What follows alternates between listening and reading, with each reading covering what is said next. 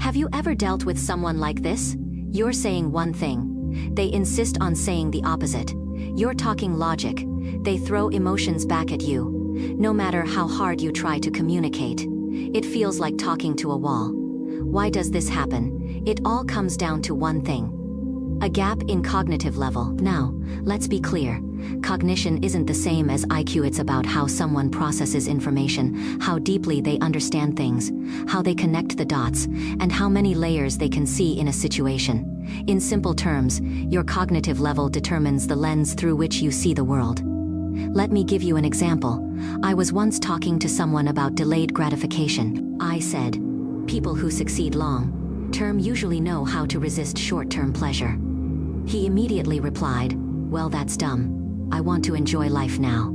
Who knows if I'll even be alive tomorrow."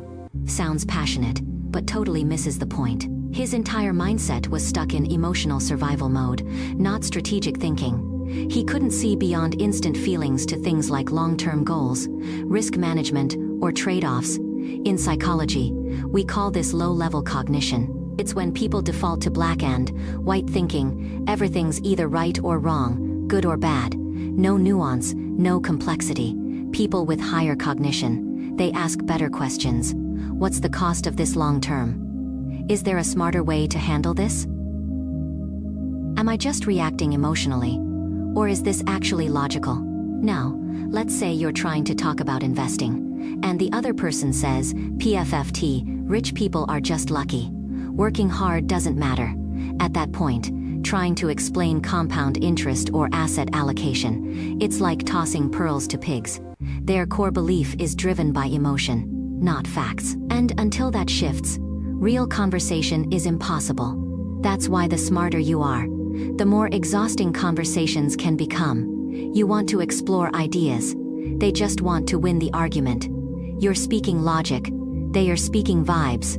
You try to break it down, and they interrupt with, "You're overthinking it." There's actually a name for this in psychology, the Dunning-Kruger effect. People with the lowest competence often think they know the most, while the ones with real depth, they know how much they don't know. They stay humble, curious, open. So what does it feel like talking to someone with low cognition? It's like you're holding a map, carefully explaining where every road leads, and they go, "Nah, I'm just gonna follow my gut." You tell them that's a dead end. They say, "You're just being negative." And when they get lost, they blame you for overcomplicating everything. At some point, you realize, it's not that you didn't explain it well. It's that they simply can't understand it yet. You're talking strategy. They are talking instant gratification. You're explaining a system. They are stuck in feelings. So the next time you find yourself stuck in that kind of conversation, remember this. Not every discussion is worth your energy. Not everyone is ready to meet you at your level of thinking. Recognizing cognitive gaps isn't about feeling superior. It's about facing reality.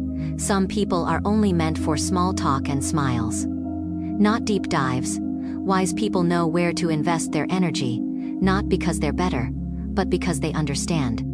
Life is short, attention is valuable, and true connection is rare. So instead of explaining yourself again and again, just smile and walk away.